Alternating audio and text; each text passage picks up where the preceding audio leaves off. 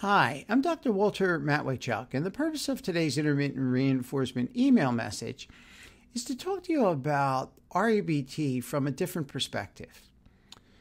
Although it's a therapy, it also can be thought of as a well-constructed system of ideas. As a matter of fact, I actually prefer to think of it this way.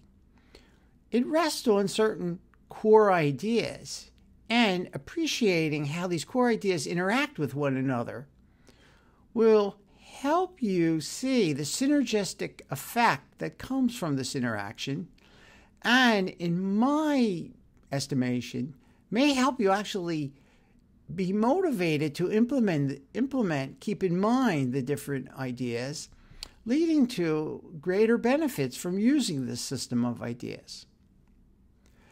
Now, REBT is a cognitive behavior therapy. It's the original formulation of cognitive behavior therapy. And of course, as a therapy, it aims to reduce symptoms of anxiety, depression, and anger. This can be done in pretty short order because it's problem-focused. Whether you're doing it alone or with a trained REBT therapist, in as little as 10 sessions, you can see symptom reduction and actually measure symptom reduction.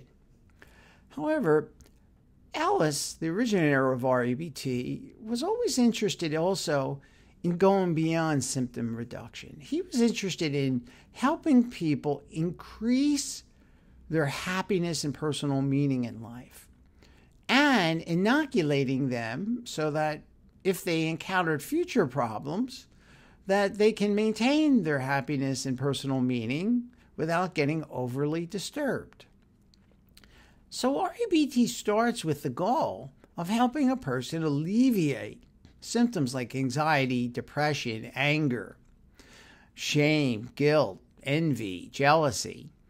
But it goes beyond that and encourages you to consider, when appropriate, fundamental changes in your life that can do two things. Making these fundamental changes, these structural changes, can increase your happiness in life and personal meaning. And by implementing some of them, they can, because they're big projects, they can actually protect you from anxiety and depression because you're very absorbed in life. Now, when I speak of structural changes, what I'm speaking of is things like building a business, changing careers, exiting or entering significant relationships, building a family. Ellis argued that REBT can help you do these things because it helps you have healthy attitudes towards doing the work that's required to make these big kinds of changes and to sustain the effort over time because big changes often require great effort. However, given that REBT teaches us that there are no utopias, even our best laid plans sometimes go awry. Therefore, we must act in the face of great uncertainty. Now, one of the ideas that I think is a core idea of REBT is the idea of calculated risk-taking. We encourage people to take calculated risks to make things better in their life. Now, at the core of calculated risk-taking, in my view, preferably should be a scientific outlook. If you're going to take a calculated risk as opposed to a foolhardy one, you would better engage in a great deal of logical thinking and deductive reasoning in order to plan out the many steps and be aware of the assumptions that you're acting upon so that you take a good risk rather than do something that isn't well thought through and may, in the end, not aid your happiness, but actually reduce it.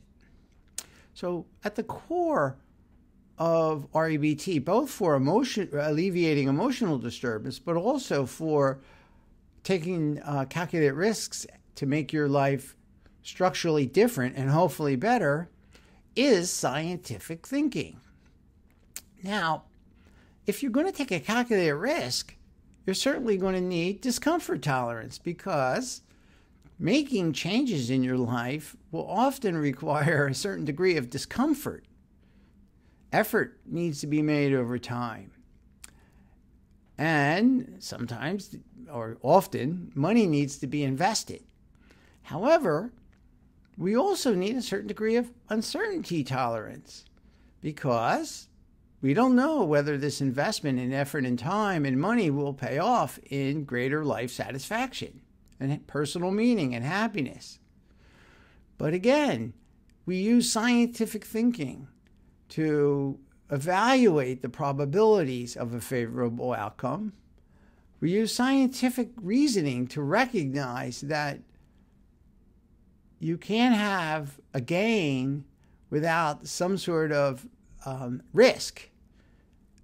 It's realistic thinking, scientific thinking.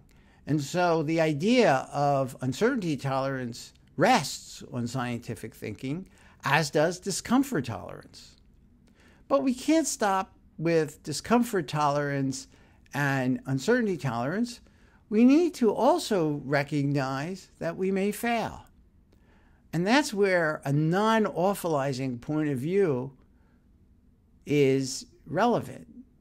We encourage people in REBT to think along what we call a badness continuum or a badness scale.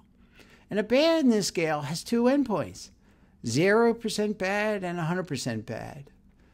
And if you think scientifically, nothing can go beyond 100% bad.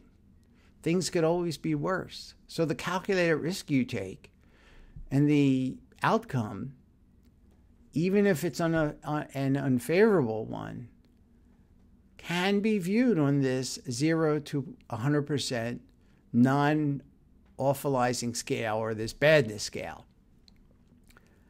Once you consider that an outcome is awful, let's say you're not happy with all the effort that you made to go into a particular career, or all the effort you made to move to another place, you see it as bad, not awful. Because if you jump to awful, essentially you are going off the scale. And no matter how unfavorable an outcome may be, things could be worse. So if you move to a city and you don't like it, or things don't work out as planned, you can move to another one or move back to the one you came from.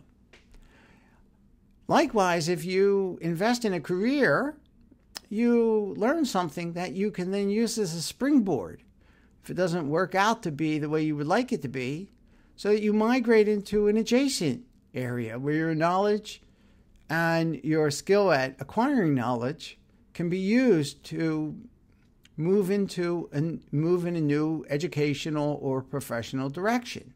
So a non-awfulizing attitude is really important, and again, comes from scientific thinking. Now, when we take calculated risks, we also need to appreciate that it's quite possible that when we fail, there will be the human tendency to acknowledge the failure, but then to globally rate ourselves or to globally rate life. REBT argues that both global rating of the self and global rating of life are anti-scientific. Yourself is never rateable. It's too complex, in a state of flux, unique, error-prone, and no one can know the future. So even if you take a calculated risk and fall short, it may very well be in the future good can come from bad, and you'll be in a better place for having failed today.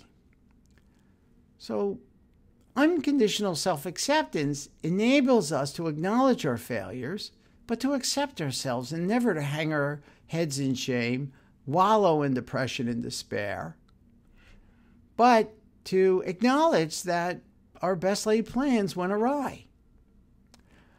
Scientific thinking will then enable us to feel disappointment after things haven't gone as we hoped they would, and concern before we take calculated risks.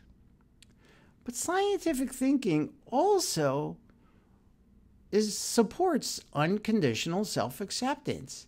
And unconditional self-acceptance supports a healthy sense of humor. Because at the end of the day, there are many aspects of life that are quite humorous. And the things we do very often can be viewed as humorous. So REBT encourages and facilitates a healthy sense of humor. In today's intermittent reinforcement email message, which I hope you'll read and read carefully and ask, how does this apply to me? You will see my extended discussion of how these ideas interrelate. Now, I think that it's good for you to understand the interactional dimension of REBT. And I hope you will give careful study to the email that I've distributed. I also hope that you will attend on Saturday my Zoom demonstration, which is held every Saturday at 9 a.m. in Philadelphia. I take a volunteer and talk about a problem, whether it be taking a calculated risk and the fear that may be associated with that, or being unwilling to take a calculated risk when one faces undesirable circumstances.